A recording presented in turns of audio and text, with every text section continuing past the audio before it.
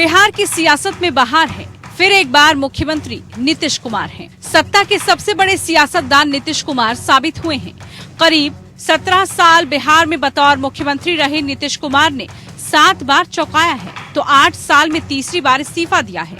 साल 2015 में आरजेडी के साथ चुनाव लड़कर सत्ता में आए नीतीश कुमार ने 2017 में एनडीए का पल्ला पकड़ लिया था, लेकिन नीतीश को सियासी हवा सूंघने की जबरदस्त ताकत है। वो एक बार फिर से एनडीए से दामन छुड़ाकर सामाजिक न्याय की लड़ाई लड़ने आरजेडी के साथ आ गए हैं। लिहाजा सुबह से ही गहमा गहमी शुरू हो गई थी। जेडीयू विधायक दल की बैठक में फैसला ले लिया गया। कहा गया कि बीजेपी हमें खत्म करने की साजिश रच रही है। नीतीश कुमार इसके बाद राज्यपाल के पास पहुंचे, तब उसके साथ आरजेडी नेता तेजस्वी यादव और हिंदुस्तानी आवामी मोर्चा के नेता जीतन राम मांझी भी मौजूद थे।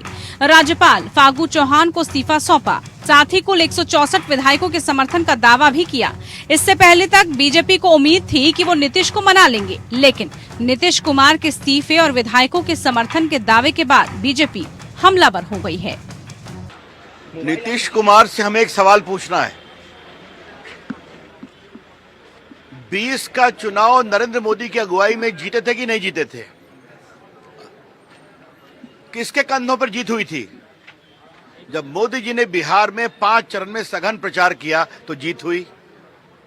19 के लोकसभा चुनाव में किसके कंधों पर 14 लोकसभा के सीट जीते थे? अपने कंधों पर क्या? तो जीते गए नरेंद्र मोदी जी के नाम पर, और आज आपने बिहार के मैंडेट का अपमान किया है। ये कौन सी बात है? नीतीश कुमार इसके बाद राष्ट्रीय जनता दल के नेता तेजस्वी यादव के घर पहुंचे, जहां आगे सरकार के गठन को लेकर गहन मंत्रणा। इससे पहले आरजेडी विधायक दल की बैठक हुई। बैठक से पहले ही तेजस्वी यादव के बहनों ने ट्वीट कर अपनी खुशी जाहिर कर दी। रोहिणी आचार्य ने ट्वीट कर कहा कि राज तिलक की करो तैयारी, आ रहे हैं लालटेन धारी। तो चंदा यादव ने बिहार तेजस्वी भाई लिखा। इसी बीच छन छन कर खबरें आती रही कि इस बार 2 उप मुख्यमंत्री बनाए जाएंगे, तो गृह मंत्रालय भी तेजस्वी को देने पर नीतीश राजी हो गए हैं, जबकि आज तक नीतीश ने गृह मंत्रालय अपने पास ही रखा है। बहरहाल सबकी निगाहें नीतीश कुमार और तेजस्वी यादव की प्रेस कॉन्फ्रेंस पर टिक गई हैं। नीतीश ने क्षेत्रीय दलों को बीजेपी से खतरे की बात कहकर एनडीए से पल्ला झाड़ने को सही ठहराने की कोशिश की।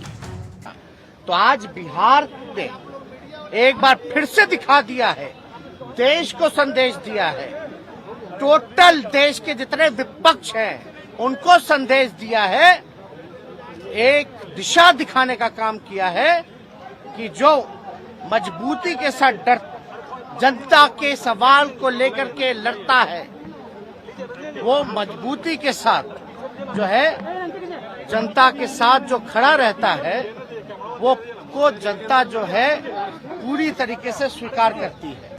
दरअसल नीतीश कुमार ने बीजेपी के राज्य में ऑपरेशन लोटस चलने का खतरा महसूस कर लिया था। उन्होंने कांग्रेस अध्यक्ष सोनिया गांधी को फोन कर बताया कि उनकी पार्टी के विधायकों को पैसा दिखाकर लुभाया जा रहा है। उन्होंने सोनिया से गठबंधन का हिस्सा बनने का भी प्रस्ताव दिया, जिसे कांग्रेस ने मान लिया। वहीं ये भी खबर मिली कि जेडीयू नेता रहे आरसीपी सिंह के जरिए बीजेपी पार्टी को तोड़ने की कवायद में जुटी हुई है। जेडीयू विधायकों को 6 करोड़ रुपए और मंत्री पद का ऑफर दिया जा रहा है। हालांकि पार्टी ने जांच कराकर आरसीपी सिंह पर भ्रष्टाचार के आरोप जड़ दिए थे, जिसकी वजह से उन्हें इस्तीफा देना पड़ा था। राजनीति में आने से पहले प्रशासनिक अधिकारी रहे आरसीपी सिंह पर पिछले साल में 58 प्लॉट खरीदने के आरोप लगे हैं। इन खबरों ने नीतीश को बीजेपी और एनडीए से तलाक लेने का मौका दे दिया। दरअसल हाल ही में बीजेपी का पटना में शक्ति प्रदर्शन नीतीश कुमार को रास नहीं आया। इस रैली में बीजेपी अध्यक्ष जेपी नड्डा ने कहा था कि आने वाले दिनों में क्षेत्रीय पार्टियां खत्म हो जाएंगी।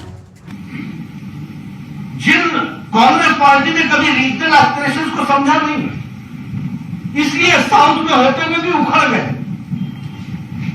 केरला में उखड़ रहे हैं, कर्नाटक में कमजोर हो गए, तमिलनाडु से बहुत पहले चले गए, आंध्र में उखड़ गए, तेलंगाना में उखड़ गए। ये सब कांग्रेस की जगह थी।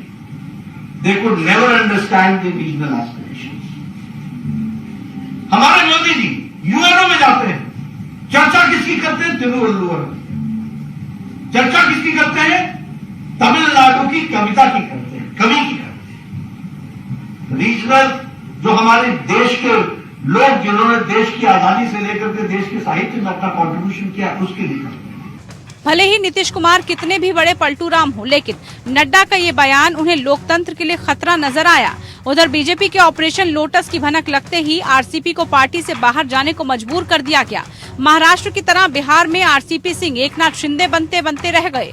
उन्हें कुछ घंटों पहले तक कुछ अच्छा ही होने की पूरी उम्मीद थी, लेकिन असलियत यह है कि जिस तरह कांग्रेस को बीजेपी राष्ट्रीय राजनीति में घेरती जा रही है, उसे देखकर नीतीश कुमार 2024 में अपने लिए उम्मीदें नजर आ रही हैं। राहुल गांधी तो पार्टी अध्यक्ष तक बनने को तैयार नहीं, पीएम बनना तो दूर की बात है। बिहार में नीतीश के लिए बहुत कुछ करने को बचा नहीं। ऐसे में सामाजिक न्याय की लड़ाई का अगुवा बनकर लालू की पीठ पर छुरा घोंपने का, दाग धोने का भी इससे बेहतर कोई और मौका नहीं है, क्योंकि बीजेपी जेडीयू को निगलने को तैयार बैठी है। ऐसे में नीतीश को कांग्रेस का साथ भी मंजूर है। भारतीय जनता पार्टी उस राजनीतिक सांप की तरह है कि अपने बच्चों को भी खा जाती है, अपने सहयोगियों को भी खा जाती है। पंजाब से कहानी शुरू करूं, अकाली दल, तमिलनाडु ऑल इंडिया अन्ना डीएमके, कर्नाटक जनता दल और महाराष्ट्र सबसे विश्वस्त साथी शिवसेना बाला साहब ठाकरे। ये तो कहिए पकड़े गए कुछ लोग, वरना झारखंड उनके निशाने पे था। बिहार में जो टेप सामने आए हैं उनसे साफ है कि अगर जरा भी विलंब कर देते नीतीश कुमार तो सरकार गिराने की पूरी साजिश थी। जिस तरह से मणिशंकर अय्यर के पीएम मोदी पर कमेंट कांग्रेस को भारी पड़ा, उसी तरह नड्डा ने ऑपरेशन लोटस की हवा निकाल दी तो आरसीपी भी विधायक तोड़ने खरीदने में नौसिखिया साबित हुए। लेकिन पिक्चर अभी बाकी है, क्योंकि राजनीति में संभावनाएं कभी खत्म नहीं होती। Bureau report, APN news.